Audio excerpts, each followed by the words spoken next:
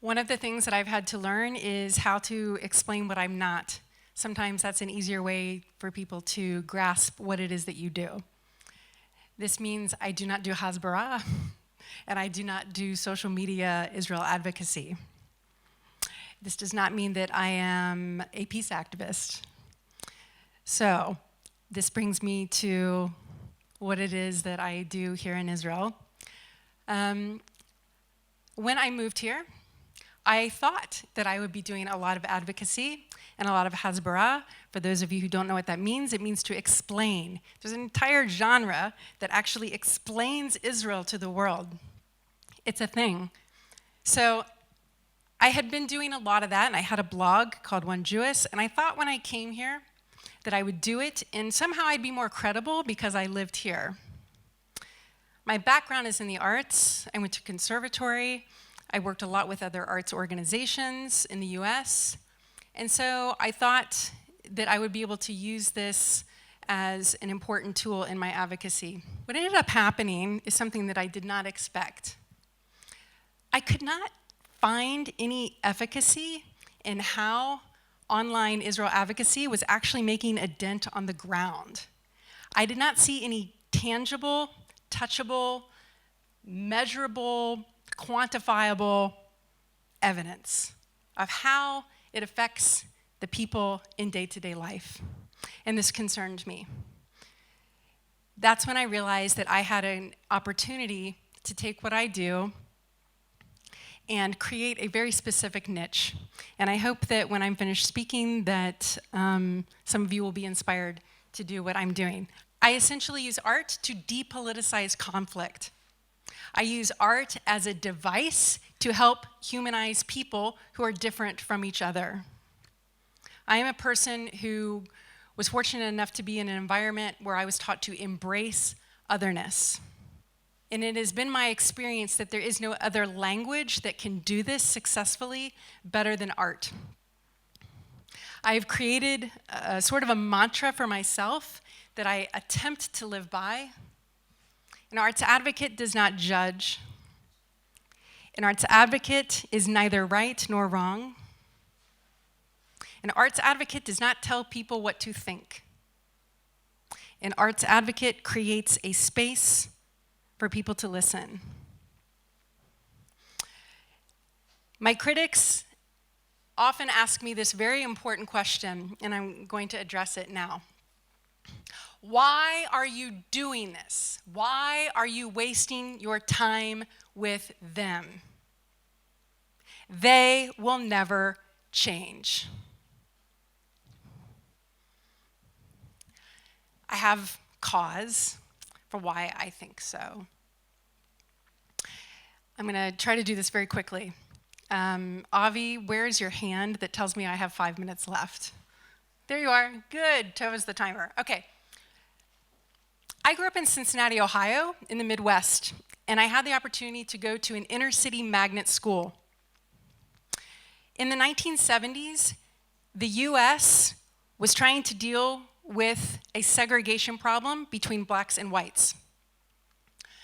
What they decided to do is what was called forced busing, and it's exactly what it sounds like. They would literally put kids on a bus and put them in a classroom together. So the black kids and white kids would be together and they could say, that's desegregation.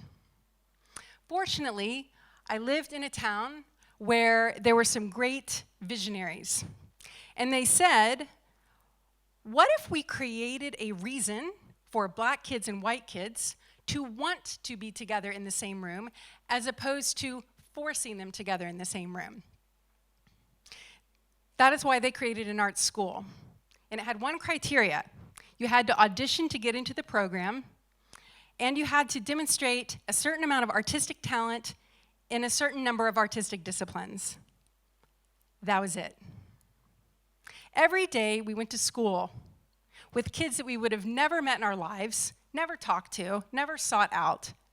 We created with them, we saw their talent, their skill, and we were taught one ideology: not to judge each other by the color of our skin, by our ethnicity, by our sexual orientation, by our politics. We were taught to judge on talent. the merit of their artistic work. That was it. I grew up outside of that district. I would have never in a million years met these people. And today I'm still in contact with them. And they're some of the most dynamic people I've ever met in my life.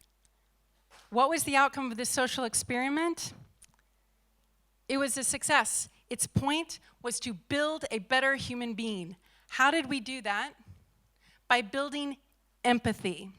And this is at the heart of what art can do when you are introducing different people, different audiences to otherness. It builds empathy. Human beings do not seek out people who are different than them on purpose. Like attracts like.